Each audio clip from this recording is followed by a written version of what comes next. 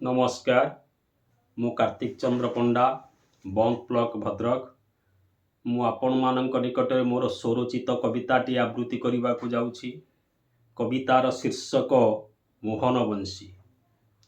द्वापर जुगरे प्रभु श्रीकृष्ण जो मुरली गान करी जो मोहन बंशी वादन करी गोपी मानकर मन विमोहित करथिले ताहारी उपरे कविताटी मु रचना करिछि। आसंतु शुणिबा मोर स्वरचित कविता मोहन बंशी।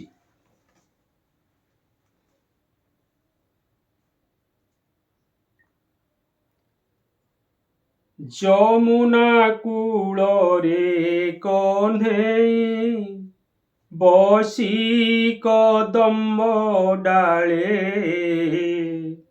मोहन बंशी को बाइला गोपी धाइले भोले बंशी स्वन शुणी गोधन कान डेरी देलेणी कृष्ण विरहिणी राधिका पागलिनी हेलेणी बंशी रे एमिति केमिति काहू आसिला शक्ति से बंशी स्वन श्रवणे मने आसई शांति बंशी स्वन शुणी जमुना जले आसे जुआर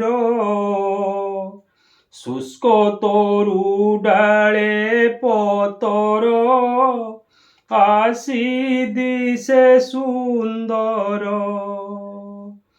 पल्लवित हुए पादपे श्यामलिमा भरई गोप गोपालुनी मनरे प्रीति निशा घारई रही न पारंती स्वगृहे कोपे गोपिका गण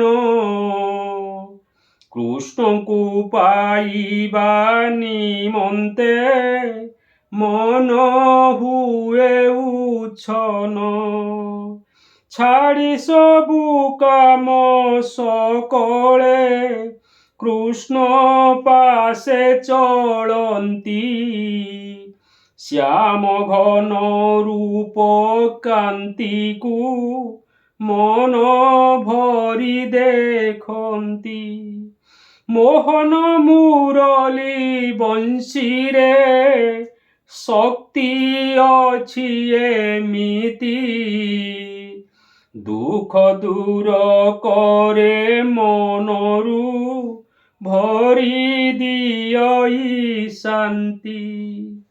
धन्यवाद।